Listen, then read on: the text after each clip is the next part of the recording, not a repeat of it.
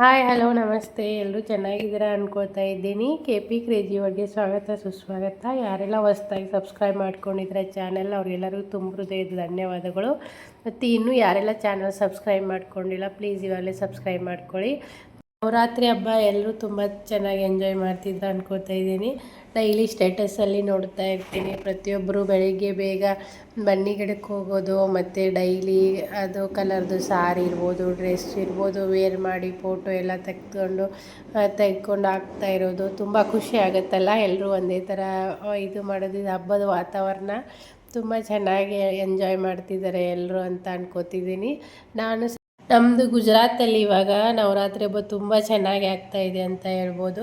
ಇಲ್ಲಿ ಫೇಮಸ್ಸು ಅಂತ ವರ್ಷದಲ್ಲಿ ತುಂಬ ಗ್ರ್ಯಾಂಡಾಗಿ ಇವರೆಲ್ಲ ಸೆಲೆಬ್ರೇಷನ್ ಮಾಡೋದು ಹಬ್ಬ ಅಂದರೆ ಅದು ನವರಾತ್ರಿ. ಗರ್ಬಾ ಎಲ್ಲೇ ನೋಡಿದ್ರು ಮಾರ್ಕೆಟಲ್ಲಿ ಚನ್ಯಾಚೋಲಿ ಎಷ್ಟೊಂದು ವೆರೈಟಿಗಳೆಲ್ಲ ಇದೆ. ಮತ್ತು ಎಲ್ಲರೂ ಪ್ರತಿಯೊಬ್ಬರು ತುಂಬ ಚೆನ್ನಾಗಿ ಅಲಂಕಾರ ಮಾಡ್ಕೊಂಡು ಬಂದಿರ್ತಾರೆ. ಚನ್ಯಾಚೋಲಿಲಿ ಅಂದರೆ ಲೆಹಂಗಾ ಡೋಣಿ ಅಂತ ಹೇಳ್ತಾರಲ್ಲ, ಇವರು ಚನ್ಯಾಚೋಲಿ ಅಂತ ಹೇಳ್ತಾರೆ. ಎಷ್ಟು ವೆರೈಟಿ ಇರುತ್ತೆ, ಹಾಕ್ಕೊಂಡ್ಮೇಲೆ ಅಷ್ಟು ಚೆನ್ನಾಗಿ ಕಾಣುತ್ತೆ. ಬಾಯ್ಸ್ದು ಬೇರೆ ಇರುತ್ತೆ, ದಾಂಡಿಯಾ ಅಂದರೆ ಗರ್ಬಾ ಡ್ರೆಸ್ಸು. ಪ್ರತಿಯೊಬ್ಬರು ಕಲರ್ಫುಲ್ಲಾಗಿ ತುಂಬ ಎಂಜಾಯ್ ಮಾಡ್ತಾರೆ. ನಾನು ಲಾಸ್ಟ್ ವಿಡಿಯೋದಲ್ಲೂ ಹೇಳಿದೆ, ಹೋದ ವರ್ಷ ವಿಡಿಯೋ ಮಾಡಿದ್ರಲ್ಲೂ ಹೇಳಿದೆ, ಎಲ್ಲರೂ ಗರ್ಬಾದ್ದು ಎಷ್ಟು ಇಂಟ್ರೆಸ್ಟಿಂದ ಪ್ರತಿಯೊಬ್ಬರು ಆಟ ಆಡ್ತಾರೆ ಅಂತ. ಈ ಹಬ್ಬ ನೋಡೋಕ್ಕೆ ತುಂಬ ಖುಷಿ ಆಯಿತು. ಅಂದರೆ ಬೇರೆ ಬೇರೆ ಕಡೆದವರೆಲ್ಲ ನವರಾತ್ರಿಲಿ ಇಲ್ಲಿ ಗರ್ಬಾ ನೋಡೋಕ್ಕೆ ಬೇರೆ ಬೇರೆ ಕಡೆ ತುಂಬ ಕಡೆಯಿಂದ ಬರ್ತಾರೆ, ಅಂದರೆ ಅಷ್ಟು ಫೇಮಸ್ ಆಗಿರುವಂಥದ್ದು. ಅದೇ ನಾವು ಇಲ್ಲಿದ್ದೇವಲ್ಲ, ಅದು ನನಗೆ ಒಂದು ತುಂಬ ಗ್ರೇಟ್ ಅಂತ ಹೇಳ್ಬೋದು. ಅಂದರೆ ತುಂಬ ಒಂದು ಖುಷಿ ಸಂಗತಿ. ಅದೇ ಈ ಟೈಮಲ್ಲಿ ನಮಗೆ ಅಂದರೆ ಇವೆಲ್ಲ ಹಬ್ಬ ನೋಡೋದಕ್ಕೆ ಸಿಗುತ್ತಲ್ಲ, ತುಂಬ ಖುಷಿ ಅನಿಸುತ್ತೆ. ಬಟ್ ನಮ್ಮ ಕರ್ನಾಟಕದಲ್ಲೂ ಕೂಡ ದಸರಾನ ತುಂಬ ಚೆನ್ನಾಗಿ ಮಾಡ್ತಾರೆ.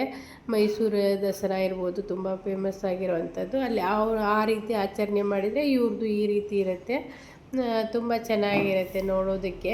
ಅಲ್ಲಿ ಕರ್ನಾಟಕದಲ್ಲಿ ನಾವು ಮಿಸ್ ಮಾಡ್ಕೋತೀವಿ, ಬಟ್ ಇಲ್ಲಿ ಒಂಥರ ಇದು ಚೆನ್ನಾಗಿರುತ್ತೆ. 9 ದಿನ ಡೈಲಿ 8ವರೆಗೆ ಆರತಿ ಮಾಡೋಕ್ಕೆ ಹೋಗೋದು, ಆಮೇಲೆ 10 ಗಂಟೆಯಿಂದ ಸ್ಟಾರ್ಟ್ ಆಗುತ್ತೆ ಗರ್ಬಾ. ಬಟ್ ಇವಾಗ ಸ್ಟಾರ್ಟಿಂಗ್ ಇದೆ ಅಲ್ವಾ, ಹೀಗೆ 1 2 3 4 ಡೇಸ್ ಮಟನೂ ಒಂದು 12 ಗಂಟೆ ಮಟ್ಟ ಇದೆ ಗೌರ್ಮೆಂಟ್ ರೂಲ್ಸು. ಆಮೇಲೆ ಮತ್ತು 4-5 ದಿನ ಆದಮೇಲೆ 3 ಗಂಟೆ 4 ಗಂಟೆ ಬೆಳಗಿನ ಮಟನೂ ಗರ್ಬಾ ಆಡ್ತಾರೆ. ಬಟ್ ಇವಾಗ ಸ್ಟಾರ್ಟಿಂಗು ಗೌರ್ಮೆಂಟ್ ರೂಲ್ಸ್ 12 ಗಂಟೆ ಮಟ್ಟ ಇರೋದ್ರಿಂದ ಇವರು ಅಂದರೆ 12-12:30 ಮಟ್ಟ ಲಾಸ್ಟ್ ಆಟ ಆಡೋದು, ಗರ್ಬಾ ಆಡ್ತಾರೆ. ಸ್ನ್ಯಾಕ್ಸ್ ಎಲ್ಲ ಕೊಡ್ತಾರೆ, ಅಂದರೆ ವೆಜ್ ಪಪ್ ಇರ್ಬೋದು, ಇಡ್ಲಿ ಸಾಂಬಾರು, ದೋಸೆ, ಇಲ್ಲಿದು ಫೇಮಸ್ ಇರೋ ಖಮಂಡು, ಡೋಕ್ಲಾ, ಚಟ್ನಿ, ಪಾಪಡಿ, ಈ ರೀತಿ ಎಲ್ಲ ಡೈಲಿ ಒಂಥರ ವೆರೈಟಿ ಇರುತ್ತೆ. ಇವಾಗ ಬೆಳಿಗ್ಗೆ ಅಂದರೆ 12 ಗಂಟೆ 1 ಗಂಟೆ ಮಟ್ಟ ಅಷ್ಟೇ ಇರೋದ್ರಿಂದ 1 ಟೈಮ್ ಕೊಡ್ತಾರೆ. ಅದೇ ನೆಕ್ಸ್ಟ್ ಹೆಂಗೆ ನೈಟು ಪೂರ 3 ಗಂಟೆ 4 ಗಂಟೆ ಮಟ್ಟ ಇರುತ್ತಲ್ಲ, ಅವಾಗೆಲ್ಲ 2 ಟೈಮ್ ಕೊಡ್ತಾರೆ. 12 ಗಂಟೆಗೊಮ್ಮೆ ಮತ್ತು 1-2 ಗಂಟೆ, ಈ ರೀತಿ ತುಂಬ ಅಂದರೆ 2 ಸಲ ಸ್ನ್ಯಾಕ್ಸ್ ಕೊಡ್ತಾರೆ. ಇದು ನಿನ್ನೆ ಕೊಟ್ಟಿರೋಂಥದ್ದು ವೆಜ್ ಪಪ್ಪು 12:30 ಆಗಿತ್ತು.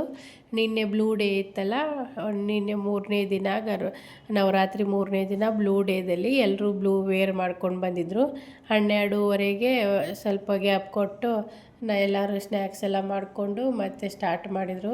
ಇಲ್ಲಿ ಮ್ಯೂಸಿಕ್ ಹಾಕಿದರೆ ತುಂಬ ಚೆನ್ನಾಗಿ ಅನಿಸುತ್ತೆ ಕೇಳೋದಕ್ಕೆ ನೋಡೋದಕ್ಕೆ. ಬಟ್ ಇಲ್ಲಿ ಆ ಮ್ಯೂಸಿಕ್ ಆ್ಯಡ್ ಮಾಡಿದರೆ ನನಗೆ ಕಾಪಿರೈಟ್ ಇಶ್ಯೂ ಬರುತ್ತೆ, ನನ್ನ ಚಾನಲಿಗೆ ಪ್ರಾಬ್ಲಮ್ ಆಗೋದ್ರಿಂದ ನಾನು ಅದನ್ನು ಮ್ಯೂಟ್ ಮಾಡಿರ್ತೀನಿ.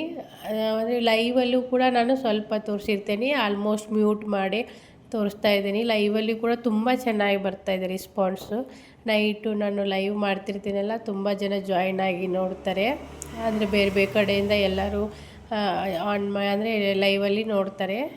ಡೈಲಿ ಅಂದರೆ ಈವ್ನಿಂಗು ಆರತಿಗೆ ಹೋಗೋದು, ಬಂದಮೇಲೆ ರೆಡಿಯಾಗಿ ಹೋಗೋದು, ನೈಟು ಬಂದು 2 ಗಂಟೆ 2:30 ಆಗುತ್ತೆ ಮಲಗೋಕ್ಕೆ.